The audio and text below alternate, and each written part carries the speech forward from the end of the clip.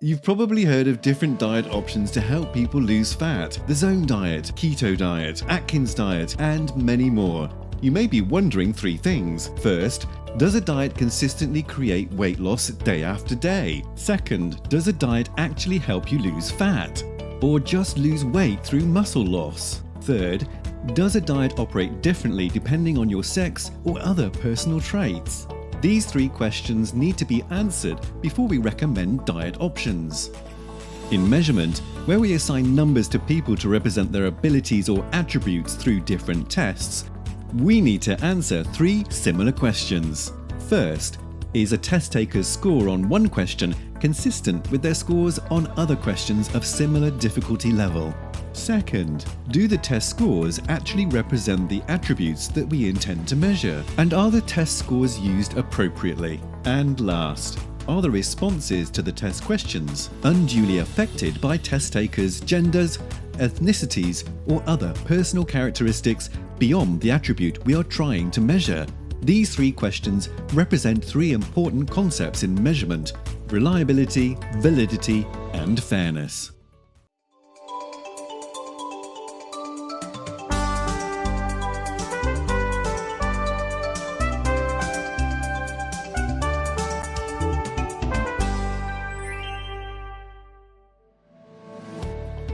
Welcome to the annual Digital Dance Contest. As usual, the first place will be directly admitted into a formal dance program. This year, we asked contestants to play the world's favorite dance video game, Dance World, to get a score. It's a fun game where people dance in front of the screen, matching the postures the game designed for each beat in each song. Through a tracking device, the system assigns each contestant a score based on how well their posture matches the correct posture in the system at each beat, and each contestant gets a summated score after a song ends. Sounds like a fair game, right? But contestant Sarah has a different opinion. First, in the practice session, Sarah gets a higher score than William on the song Keep in Touch by J.D. McCrary. But William got a higher summated score than her on the same song in the real contest. Second, she doesn't believe that a good score in the game suggests a higher dance ability. Last, she complained about one specific move related to one beat, which she wasn't able to get a good score on because it requires a taller body to reach a certain distance. Those questions she had could all come down under an overarching question: do contestants' scores reflect their true dance ability? How can we confirm that? A difficult part of measurement is that we are never able to definitively confirm that we have found the truth through measurement. What does this mean? For Sarah, we saw that she did not get the same score in the contest as in the practice session. And it's very likely that she won't get the exact same score every time on the same song. That is the reality. We want to obtain the truth of her dance ability. But what we get is truth plus some irrelevant variations induced by factors, including the degree to which she is tired, the degree to which some factors from the outside environment impacted her dancing, and so on. We don't want irrelevant variations, and we can find ways to minimize them. But there will always be some irrelevant variations present. We can therefore assume that Sarah's dance scores will vary a little from one dance to another, bouncing around her true dancing ability score. The degree to which her dance scores represent her true dancing ability is considered the term reliability. If test scores have high reliability, it provides necessary but not sufficient evidence on the other term you often hear, validity. For validity, we need to ask ourselves two questions. First, what evidence do I have that Sarah's scores represent her dance ability?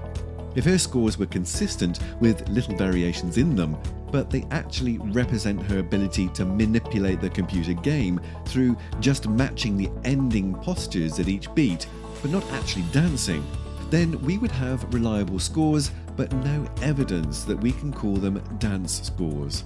Similarly, a core question of validity for a math test is whether or not the test's scores can be called math ability.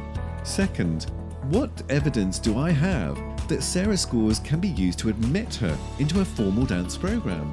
I may have reliable scores for her that I can justify as calling her danceability, but if there is little relationship between danceability in dance world and danceability needed to do well in a formal dance program, then the use of this test would lack validity evidence. Similarly, if we plan to use math test scores to make some decisions about students or their teachers, we need evidence that the test use is valid.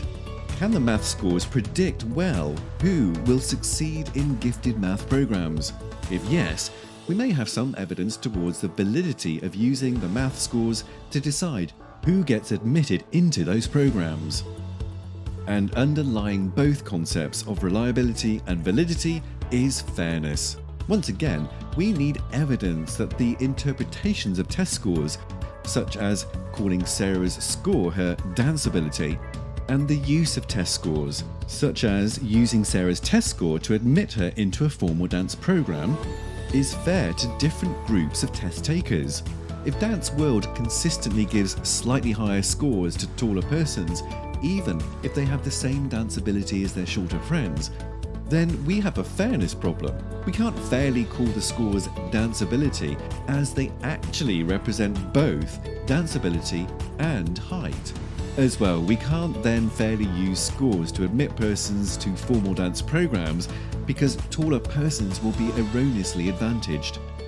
Returning to our math test, we must have evidence that scores represent math ability and nothing else. And we particularly must make sure that this is true across all groups of test takers.